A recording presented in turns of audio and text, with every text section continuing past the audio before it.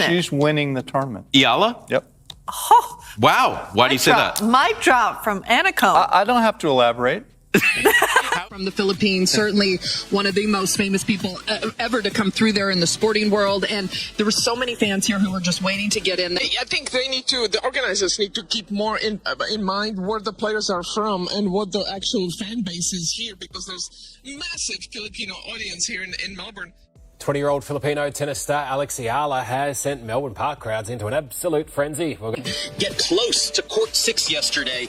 Alex Eala playing over there. This was a wild, wild scene, Mark. The people were so nicely standing in line, but they would be there for at least an hour if they ever got to the match. So kudos to the fans. Martina Navratilova just went on Tennis Channel and said something that the entire WTA locker room is going to be talking about heading into Cincinnati. 18 Grand Slam singles titles, analyst since 2007, a woman who does not throw around praise lightly.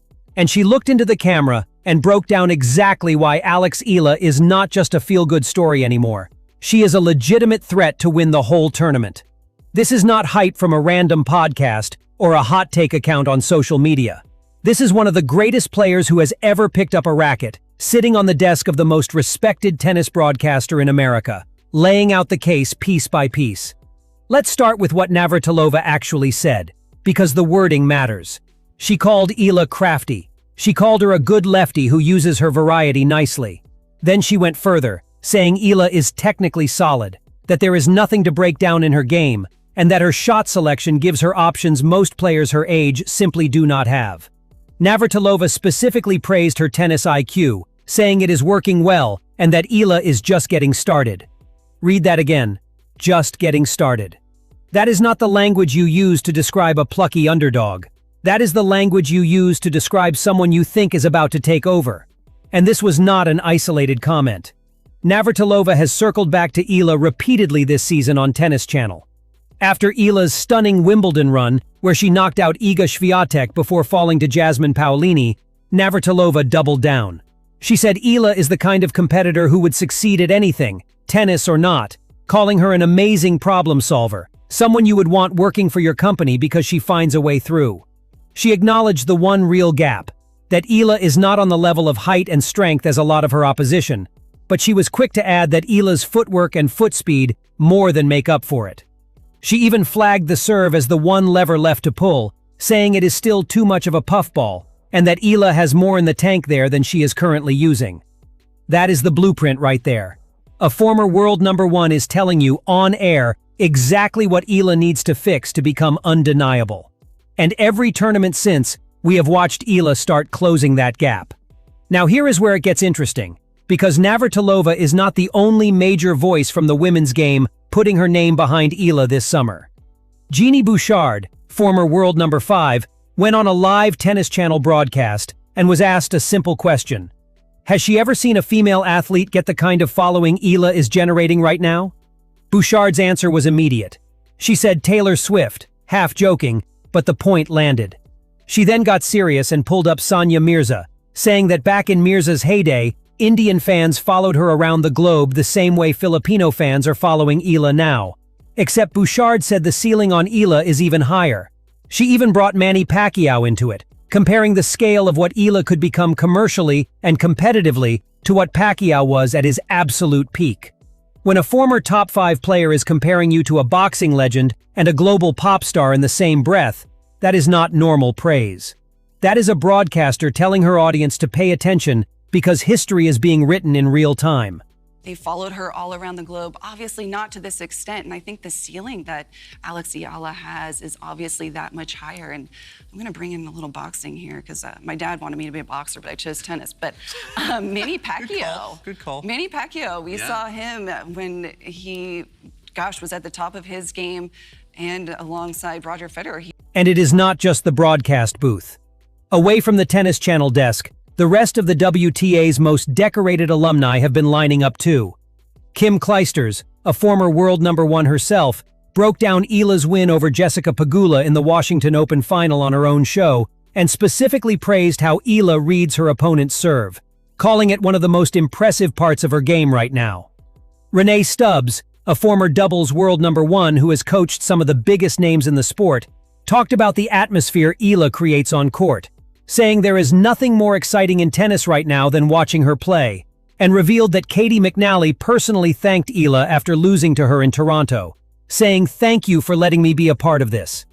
Think about that for a second.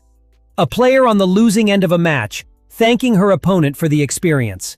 It does not stop at the women who used to run this sport either. Paul Annacone, who coached both Pete Sampras and Roger Federer to multiple majors, has been just as vocal on Tennis Channel Live this season. He pointed to the way Eala handled beating Iga Swiatek with what he called a lot of grace and humility, and said he simply likes her game, praising her hand-eye coordination and her ability to take the ball early and redirect it. Calling it. She's winning the tournament. Eala? Yep. Oh, Wow. Why do you say that? mic drop from Annacone. I don't have to elaborate.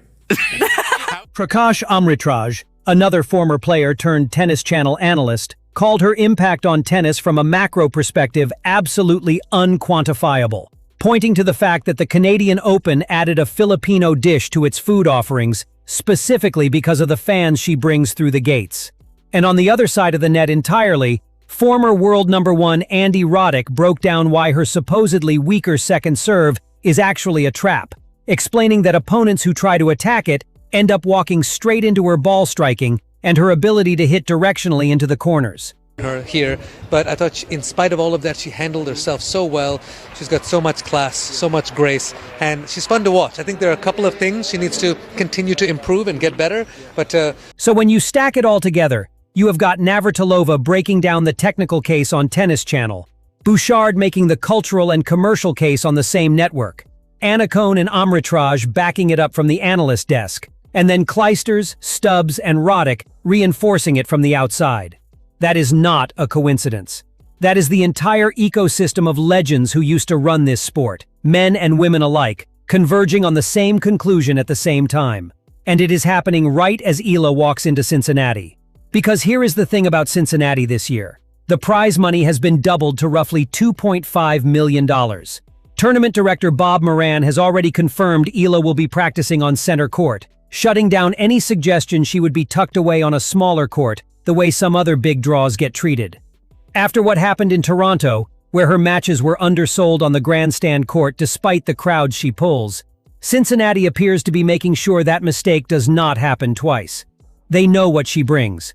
The ticket demand around her matches has been described as a frenzy everywhere she has gone this year, from Indian Wells to Wimbledon to Washington. And the results back up every word these legends are saying. Eala walks into Cincinnati fresh off winning her first WTA Tour title at the Washington Open, beating Pegula in a final that went the distance through a rain delay. She followed that up with a strong run in Toronto before falling to Belinda Bencic in the fourth round, a match where Eala had already shut down speculation about a foot injury by proving she was fully fit. She is currently seated inside the top 20 for the first time in her career, and every single match she plays right now feels like appointment viewing. So when Navratilova says there is nothing to break down in her game, when Bouchard compares her drawing power to Taylor Swift, when Clijsters singles out her return reading as elite, when Stubbs says nothing in tennis right now is more exciting to watch, you start to understand why the narrative heading into Cincinnati is not just, can Eala make a deep run? It is, has the entire WTA alumni network just told you, out loud, on national television, that she is the one to beat? Of course, favorite tags come with pressure, and Cincinnati is loaded. Sabalenka, Swiatek, Goff, Pegula looking for revenge. None of them are going to hand anything over.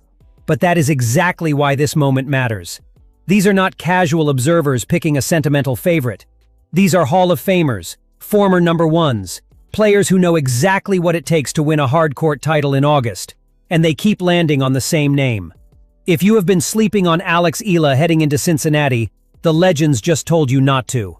Drop a comment with who you think actually lifts the trophy this year. Subscribe if you want every twist of this run covered as it happens, and get ready.